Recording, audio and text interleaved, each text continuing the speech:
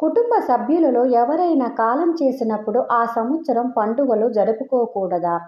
పండుగను సాధారణంగా కుటుంబ సభ్యులతో, బంధుమిత్రులతో కలిసి ఆనందంగా జరుపుకుంటారు. కుటుంబ సభ్యులలో ఎవరైనా మరణించినప్పుడు ఆ ఆనందం ఉంటుందా? ఉండదు కదా! అందుకే ఒక సంవత్సరం పాటు పోయిన వారిపై గౌరవ భావంతో మాత్రమే పండుగలు జరుపుకోకూడదు అని ఒక కట్టుబాటు ఏర్పరిచారు మన పెద్దలు. అయితే ఈ రోజుల్లో అటువంటి ఆటంకంతో పండుగ జరుపుకోని ఆ కుటుంబీకులను వారి బంధువులలో కొందరు పండుగ సందర్భాలలో తీసుకొని వెళ్తున్నారు. వీరు అక్కడ వారితో పండుగ జరుపుకుంటున్నారు.